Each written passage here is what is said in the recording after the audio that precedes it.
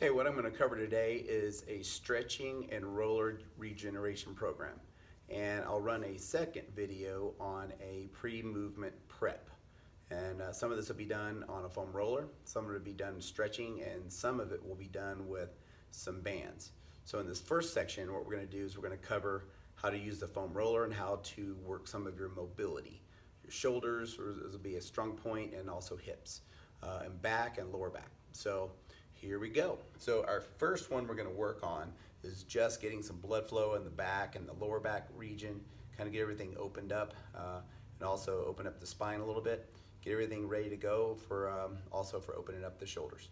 So first off, hopefully you can see me here. I've got a foam roller on the floor, and what I'm going to do is just basically roll up and down my back, and then as I get up close to my shoulders, I'm going to work on that a little bit. So just rolling up and down. So now what I've done is I've put this program together, and each item I've got listed on how long each one should take. Some of them are a minute, some of them are 2 minutes, and some of them are a little bit longer. But anyway, let's get right to it. So first off, you knock that one out, and then after that, you're going to roll up and down on the shoulders and focus on that part and get onto the neck. Get a little bit of rolling on the neck. Don't spend a ton of time there. So we can do that at a later time, and that would be done just rolling back and forth, and we're loosening up some of those tight muscles in the neck.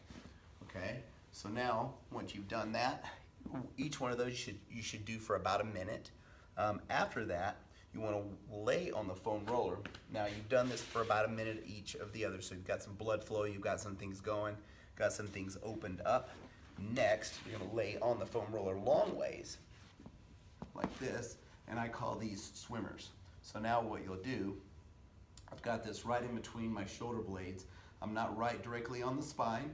I've got my back retracted back, so I'm not going to do any damage to my spine. And then basically, I'm going to roll my shoulders like this. It's almost like I'm doing a backstroke, right? And then I will go just the opposite direction, and I'll do like I am doing a butterfly. So that's why I ended up calling these swimmers, doing the swimmer motions, right?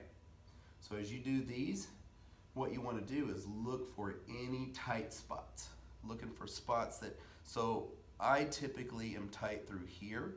So as I get right about here, my arm's going to lift up a little bit. So what I'll do is I will work through that. I'll slowly work through these. Once I get that to where it's released a bit, then what I will do is I will continue on doing these, just relaxing on the foam roller. Once I get through those tight spots and any spots that might be painful, I will speed it up, trying to tell my body that it's okay to run through those ranges of motion. What we're trying to do is get the body out of protection mode. Okay, so once we've done those, now I'm going to roll along my quads and work my IT band. I'm going to run through this portion fairly quickly, as most people have seen these.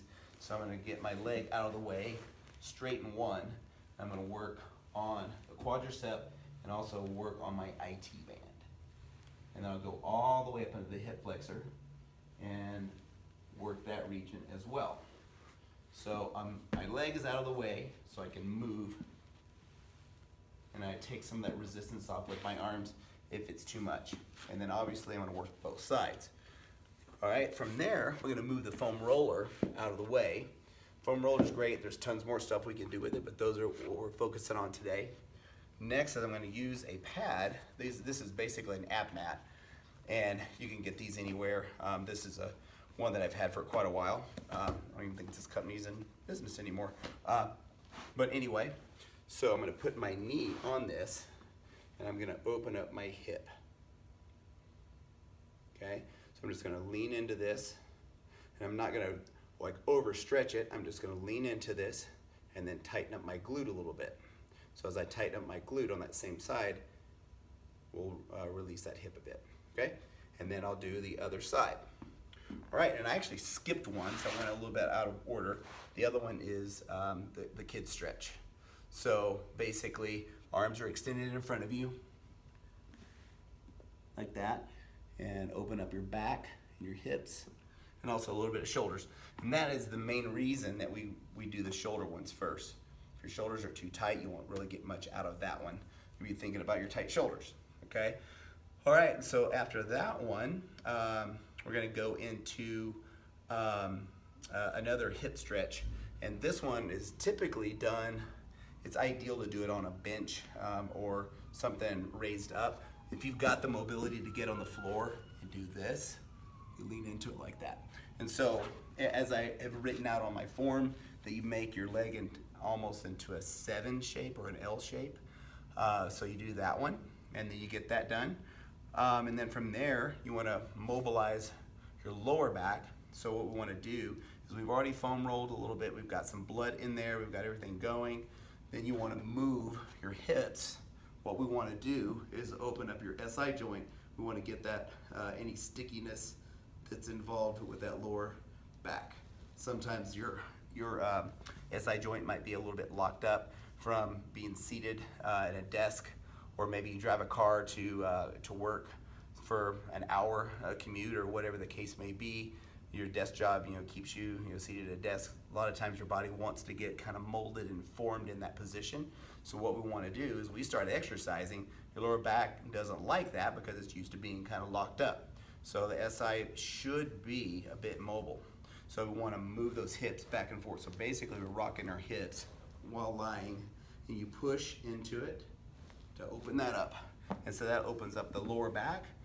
And then from there, basically to kind of open up the fascia, what we want to do is kind of put your chin to your chest and reach.